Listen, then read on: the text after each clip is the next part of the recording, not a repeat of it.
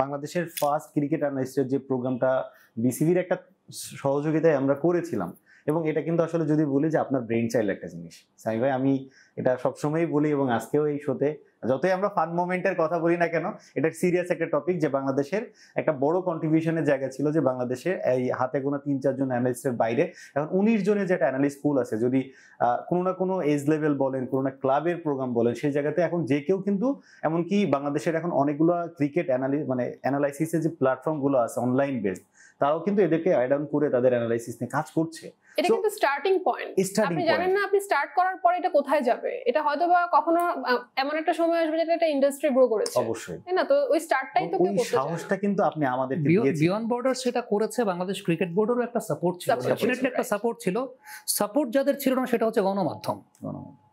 Support যাদের ছিল না, গণমাধ্যম কোনো গণমাধ্যম কোনোদিন এই ব্যাপার নিয়ে যে এরকম একটা সেক্টর গ্রো করানোর জন্য প্রিমিয়ার লিগে যে এতগুলো অ্যানালিস্ট কাজ করেছে, বাংলাদেশের কোনো গণমাধ্যম সেটা নিয়ে কোনো স্টোরি করে নাই। কিন্তু কে প্র্যাকটিসে তরমুজ খাইতেছে, কে প্র্যাকটিসের সময় স্টাম্প লাথি মেরে ভেঙে ফেলতেছে, সারাদিন নিউজ কন্টেন্ট দেখতে থাকবেন ভাই। আমরা যতদূর জেনেছি ভাবি আপনার বাসায় 2টা বিড়াল আছে, আর সামি ভাই এবং বিড়াল এই দুজনকে যদি আমরা কম্পেয়ারের কথা বলি, জ্বালাতন কার কাছ থেকে বেশি পান আপনি? অ্যাকচুয়ালি আমার কাছে 3 জনই বিড়াল, এবং 3 জনকেই আমি খুব ভালোবাসি। আর 3 জনই বিড়াল না, এটা মানে থাকে না যে ওনার ভালোবাসা থেকেই এভাবে বলা হয়েছে। সামি এটাই বলছিল, সামি যখন থাকে না তখন 2 জন জ্বালায়, আর যখন সামি আসে তখন 3 জন জ্বালায়। আচ্ছা, মানে ছোটটা একটু বেশি দুষ্ট, তবে ছেলে যেটা ছোটটা ওইটা বেশি দুষ্ট। পিচ্চি হচ্ছে ছোটটার নাম, ও ছেলে, আর গুফি হচ্ছে মেয়েটার নাম। গুফি আবার ওকে খুব পছন্দ করে, পিচ্চিও ওকে পছন্দ করে। তো যখন ও বাসায় থাকে না তখন 2 জন আমার সাথে থাকে, আর যখন ও বাসায় আসে তখন 3 জন মিলে কিভাবে আমাকে একটু মানে কাজে ব্যস্ত রাখা যায় সেই ধরনের কাজকর্ম তারা করে। ওকে স্যার, লাইফে তো দেখা যাচ্ছে যে আপনি ইউনিভার্সিটি কিংবা ওই লেভেল থেকে এডুকেশনে যখন কন্টিনিউ করেছিলেন, ওখান থেকে ছোট ছোট করে আর্নিং শুরু হয় আপনার, খেলাধুলা বিষয় কিংবা অন্য জায়গাতে। ফার্স্ট আর্নিংস কত ছিল?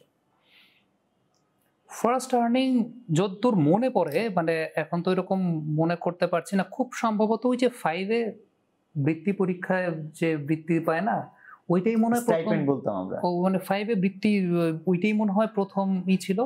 আর তারপর প্রফেশনাল আর্নিং যদি আপনি আমাকে বলেন তাহলে সেটা বলবো যে ওই 21 টেলিভিশনের মুক্ত খবরে যখন ছিলাম ওই সময়টায় মনে হয় 1500 টাকা পাইতাম। 2002-03 সালের কথা বলতেছি আপনাকে। তখন আমরা 1500 টাকা পেতাম মুক্ত খবরে প্রতি মাসে।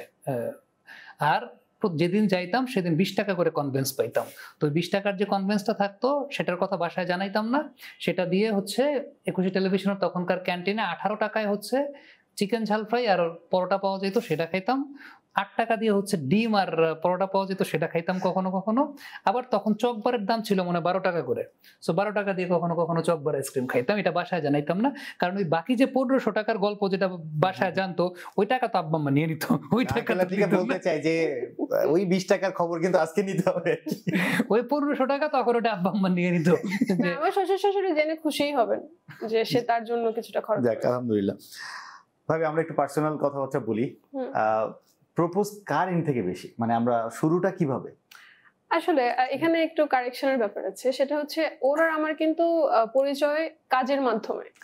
তো ওর আর আমার কোনো ফর্মালি প্রেম ছিল না, এরকম ছিল না যে আমরা প্রেম করেছি, অনেক আন্ডারস্ট্যান্ডিং মানে আমরা কাজ করতে করতে দেখা যেত যে ও কথা বলছে ওর ব্যাপার, ক্রিকেট নিয়েই পরিচয়, আমাদের ক্রিকেটীয় প্রেম বলতে পারেন আপনি।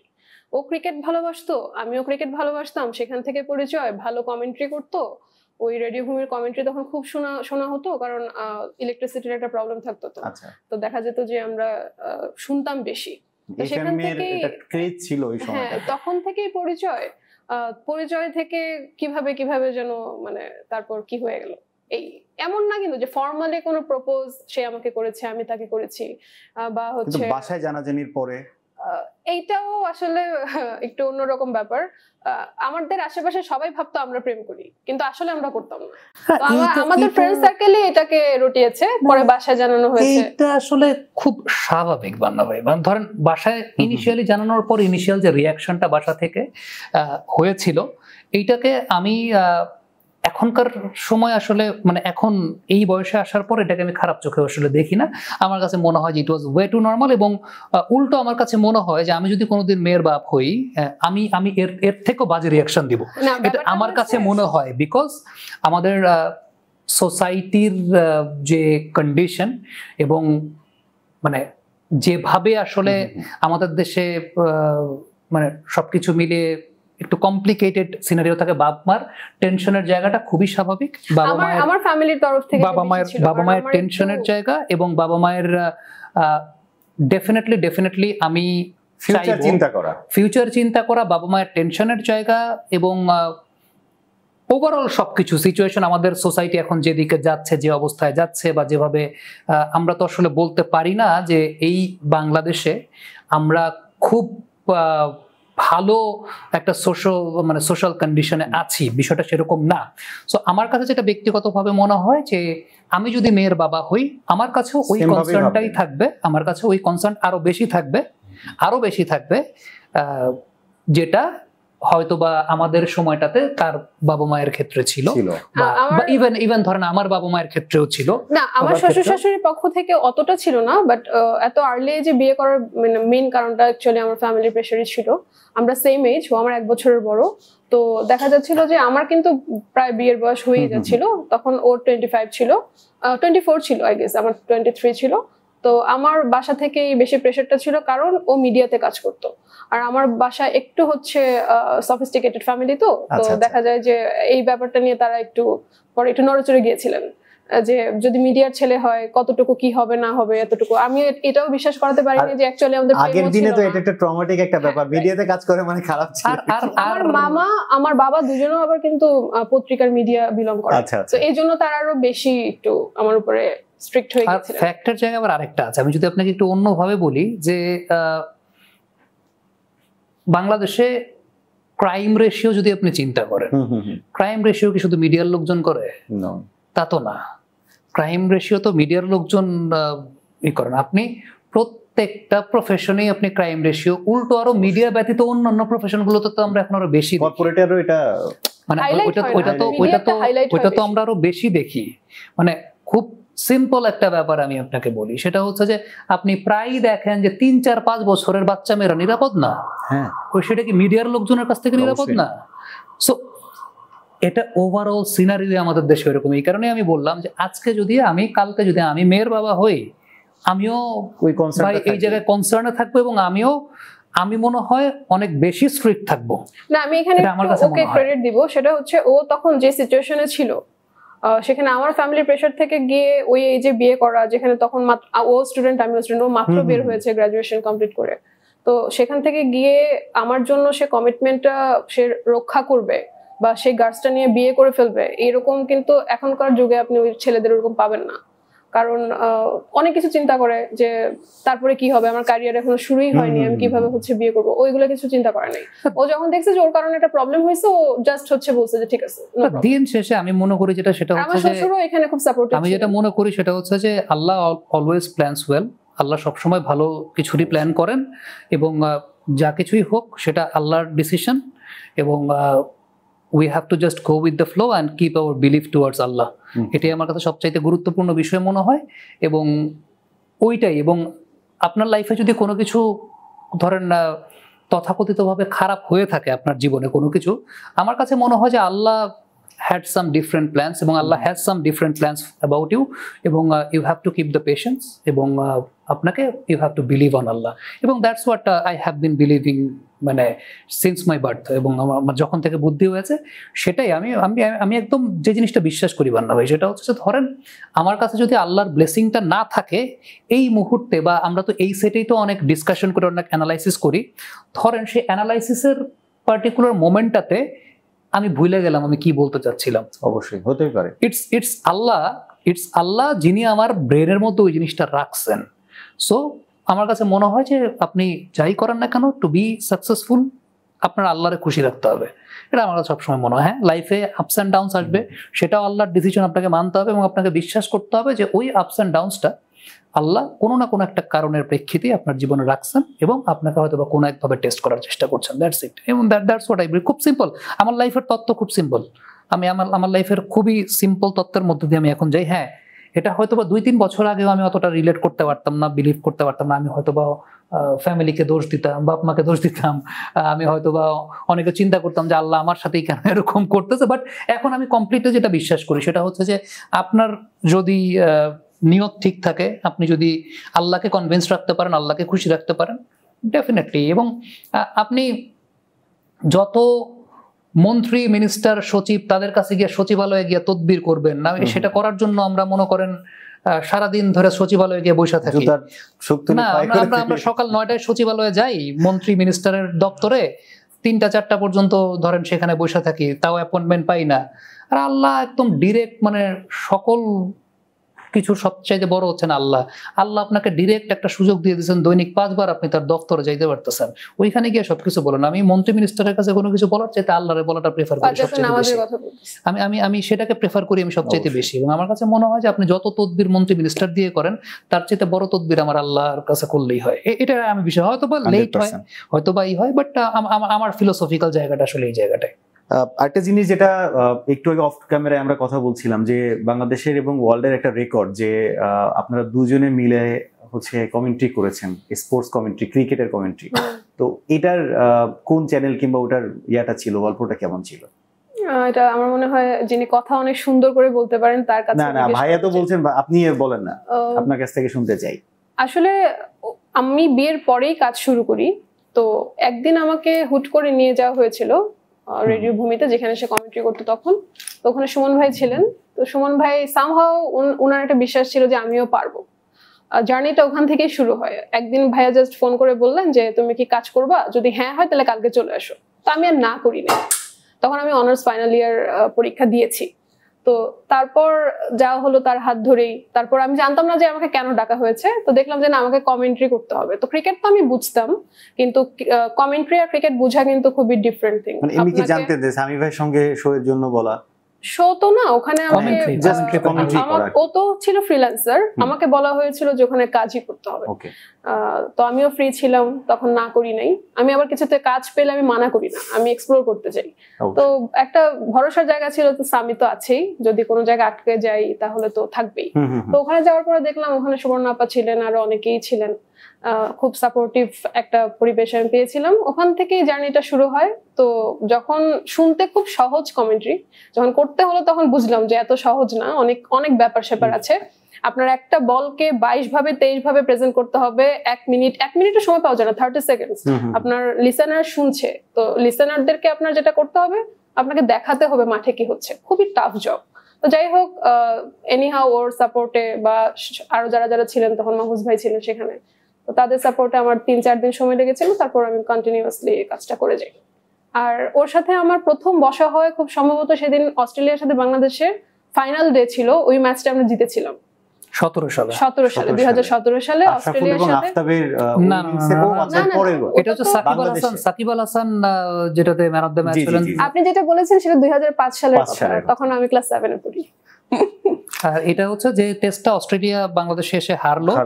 ওই এটা আমার কাছে মনে হয় যে বাংলাদেশের টেস্ট ক্রিকেট ইতিহাসের one of the finest partnerships. এটা কি না, এটা 17 সালে আমাদের মিরপুরে। এবং আমার বাংলাদেশের 10 রানে 3 উইকেট পড়ে গিয়েছিল, এবং 10 রানে 3 উইকেট পড়ে যাওয়ার পরে আমার কাছে মনে হয় যে এটা বাংলাদেশের ক্রিকেট ইতিহাসের সেরা partnership between Shakib Al Hasan and Tamim Iqbal Khan.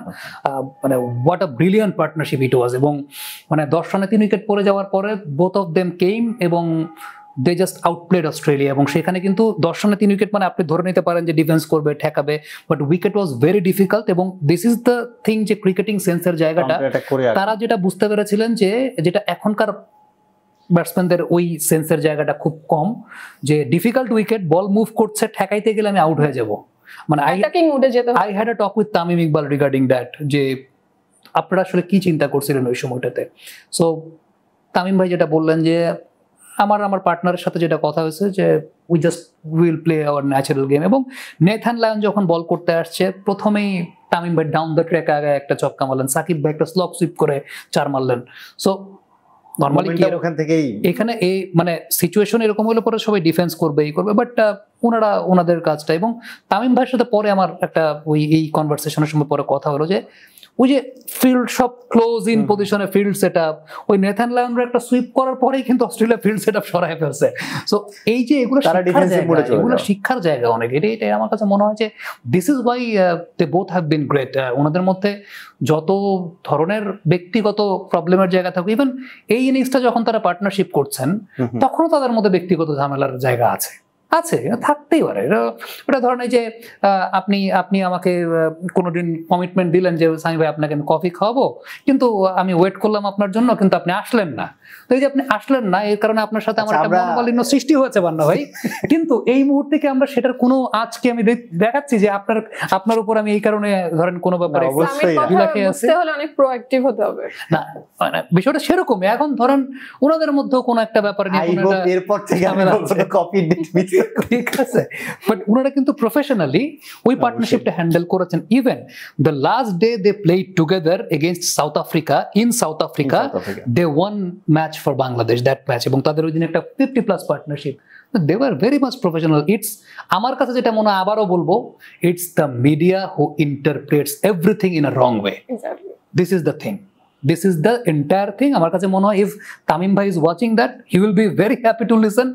It's the media যারা এই জিনিসগুলোকে নিয়ে আসলে বেশি মানে মজা নেয়। আমার মনে হয় বিসিবির এই জায়গাটাতে একটা স্ট্রিক্ট হওয়া উচিত, আমার পার্সোনাল অপিনিয়ন এটা। যে আপনি দেখেন না, আমাদের আশেপাশের যে আরো দেশ আছে, তারা তাদের ক্রিকেটাররা কিন্তু মিডিয়ার কাছে এতটা ফ্রেন্ডলি না, এত অ্যাভেলেবলও না। এই জায়গাটা আমি বলি, এটা করলে ঝামেলা আছে, জীবনও হবে না। যে সেটা না বলি, সেটা কোন একদিন বলবো কোন এক প্ল্যাটফর্মে, এটা জীবনও ক্রিকেট বোর্ড করবে। আমি সামিমের কাছে একটা জিনিস জানা, যে আপনার অ্যানালাইসিস দেখে আমাদের কমেন্ট বক্স কিংবা অনেক জায়গাতেই দেখেছি যে অনেকের কথা হচ্ছে আমি সামি ভাইয়ের মতো অ্যানালিস্ট হতে চাই।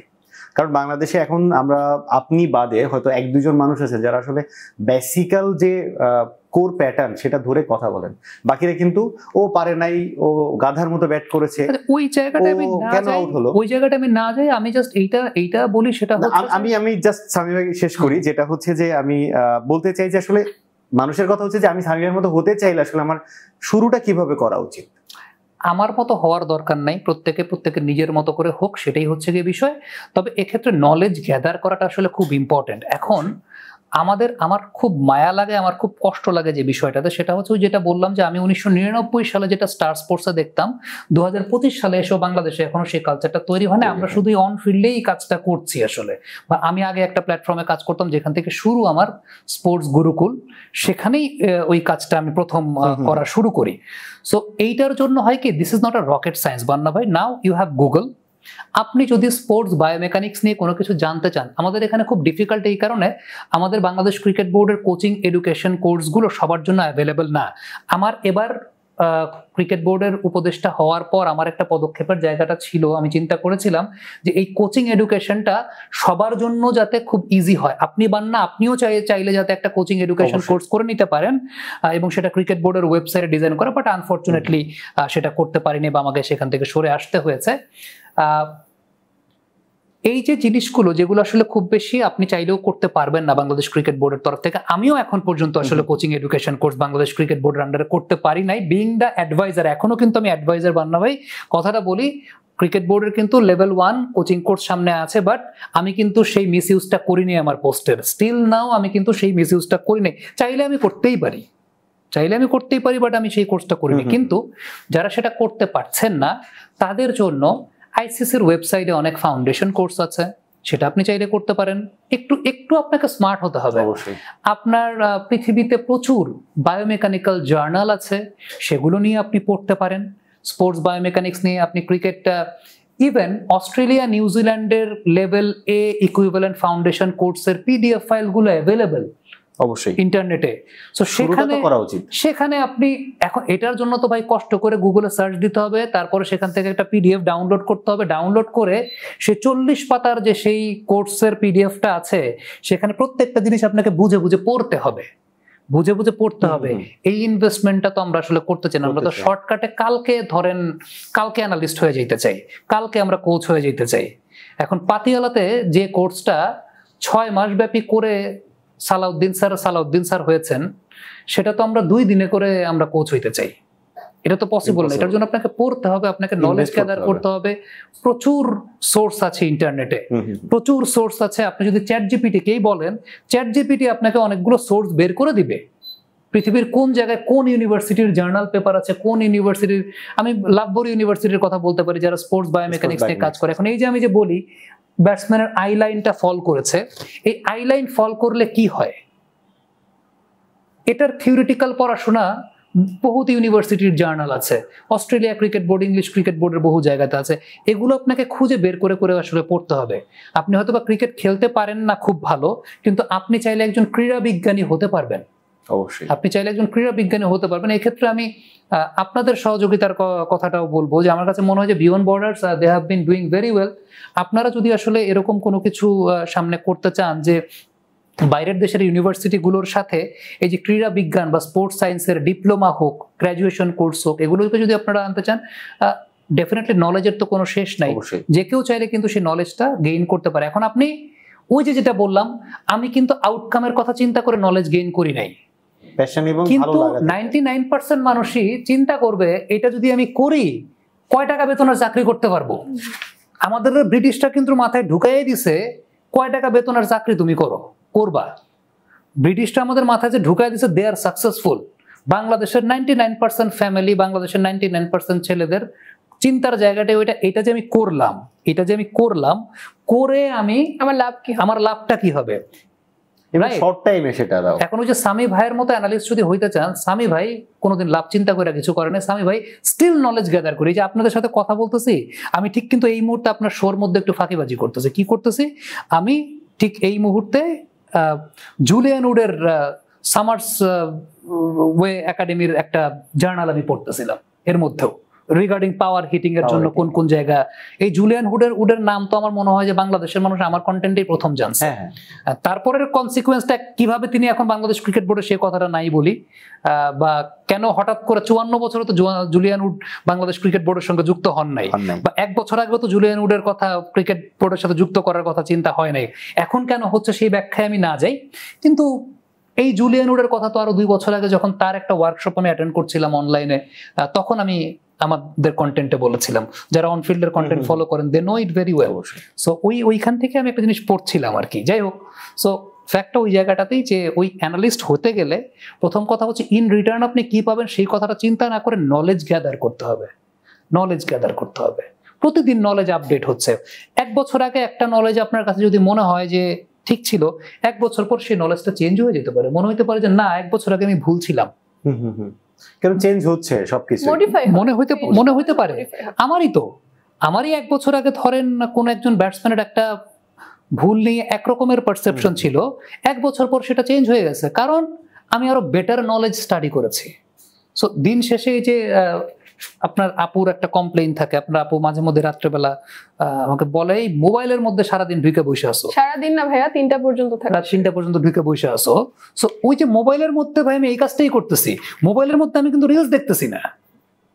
আচ্ছা, আমরা এটাতে আসতে চাই ভাবি। আমরা এই কথার সূত্র ধরে বলতে চাই যে দুইজনই অনেক ব্যস্ত। সামি ভাই অনেক বেশি বিজি, কারণ উনি অনেকগুলো জায়গাতে কাজ করেন, নিজেই প্র্যাকটিস করেন, খেলাধুলাও করেন, আপনিও কর্পোরেটে আছেন। তো এত ব্যস্ততার মাঝখানে নিজেদের সময় বের করা কষ্টকর হয়ে যায় না? হ্যাঁ, একটু তো কষ্ট হয়ই। দেখা যায় যে সপ্তাহে 7 দিনের মধ্যে 6 দিনই আমরা দুজন ব্যস্ত থাকি। তবে শুক্রবার আমাদের কমন ডে থাকে, ওরও ছুটি থাকে, আমারও ছুটি থাকে। তো থার্সডে নাইটটা হচ্ছে আমরা সবসময় রাখি যে আমরা মুভি দেখবো একসাথে, বা যে কোনো একটা ভালো কিছু আসছে সেটা আমরা একসাথে দেখবো। এবং আমাদের কমিটমেন্ট আছে যে যদি নতুন সিরিজ বা নতুন মুভি আসে আমরা একজন আরেকজনকে ছাড়া দেখবো। আর আরেকটা কমিটমেন্ট আছে যেটা শুরু থেকেই ছিল, যে বছরে অন্তত একবার আমরা কোথাও যাব। সেটা যখন আমরা ছোট ছিলাম তখন আমরা দেশের মধ্যেই ঘোরাঘুরি করতাম, এখন আমরা চেষ্টা করি একটু দেশের বাইরে যেয়ে ঘুরে আসার। এই ক্ষেত্রে তো দেখা যাচ্ছে যে আমরা যেটা একটু কথার আগে শুনছিলাম যে 10 বছর মানে পূর্ণ হতে যাচ্ছে, তো সেক্ষেত্রে আসলে অনেক দিনের অনেক জার্নি। এই ঝগড়াঝাটি তো প্রচুর হয়। এই ঝগড়াঝাটিতে আসলে আমরা সামি ভাইয়ের কাছ থেকে সরি পাই নাকি ভাবি সরি বলে সলভ করে? মেয়েদের ডিকশনারিতে আবার সরি আছে না, যে সরি কে বলবে যে রং, যে অলওয়েজ রং, ওই উইমেন অলওয়েজ রাইট। এটা জীবন থেকে দেয়া, আমরা এখানে আর না যাই। আরেকটা ছোট্ট করে শেষ করে, এখন বুঝতে পারছেন তো আমরা কিভাবে, এতক্ষণ কিন্তু আমি অনেক কথা বলছি, এখন কিন্তু আমি চুপ, আমি কোনো কথা বলতেছি না। ঠিক আছে সাই ভাই, আমরা আসলে প্রথম থেকেই বলছি যে ক্রিকেট নিয়ে কথা বলবো না, কিন্তু তারপরে একটু একটু করে আমরা ক্রিকেটে আসলে আসতেই হয়, কারণ কি আমরা যদি ঘুরে ফিরে বলি সামি ভাই ক্রিকেট নিয়েই তার মানে আমাদের সাথে কথা বলতে গেলে ক্রিকেট আসবেই। সো এইখানে একটা জিনিস যদি জানতে চাওয়া হয় যে যদি আপনার কাছে কোনো জাদুর কাঠি দেয়া হয়, যে জাদুর কাঠিটা দিয়ে আপনি বাংলাদেশের ক্রিকেটটার কিছু জিনিস আপনি নিজের মতো করে তৈরি করতে চান, এটা আমরা চাই যে আপনি ওপেনলি জিনিসটাকে বলেন যে আমি চাই এই জায়গাগুলোতে ডেভেলপ হোক। প্রথম কথা হচ্ছে যে আপনার যে প্রথম কথাটা যেটা আপনি বলেন যে জাদুর কাঠি দেয়া হয়, I don't believe in magic. আমি ম্যাজিকে বিশ্বাস করি না। পৃথিবীতে কোনো কিছুই জাদুর কাঠি দিয়ে ম্যাজিক দিয়ে হয় না। যে জিনিসগুলো খুব ইম্পর্টেন্ট সেটা হচ্ছে number 1 vision, number 2 honesty, number 3 hard work. আমার জন্য আমার যদি কোনো কিছু করতে হয় ভিশন, অনেস্টি এবং হার্ডওয়ার্ক দিয়ে আমি সেটা করব। কি কি করতে চাই বা কি কি করতাম সেটা আমি এখন আর বলবো না, কারণ এখন আমি বললে সেটাকে কপি করে সেটা হয়ও, এবং হওয়ার পরে দিন শেষে সেটা যে কোত্থেকে শুনেছে সেটা বলাও হয় না বাংলাদেশে। মানে আপনি এখন খুব রিসেন্ট টাইমসে অনেক কিছু দেখবেন যে অনেক কিছু হচ্ছে বা অনেক কিছু হওয়ার একটা প্রয়াস আছে যেগুলো গত 54 বছরে কখনো হয়নি। তো 54 বছরে কখনো হয় নাই, হঠাৎ করে এখন হচ্ছে। মানে ধরেন খুব সিম্পল একটা বিষয় যদি বলি যে স্পোর্টস সায়েন্স, ক্রীড়া বিজ্ঞান, এই নামটা নিয়ে আপনি তো আরো বেটার, আপনি যেহেতু আমাদের সাথে আমরা একসাথে কাজ করছি, গত 2 বছর ধরে অন্তত 50 থেকে 60টা কন্টেন্ট এই ব্যাপার নিয়ে কথা বলেছি।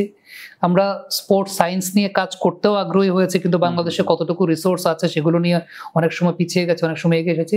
সো ওই যেটা বললাম যে ভিশন, অনেস্টি এবং হার্ডওয়ার্ক, তিনটার মাধ্যমে অনেক কিছুই করতে চাই, যেটা এখন বলবো না।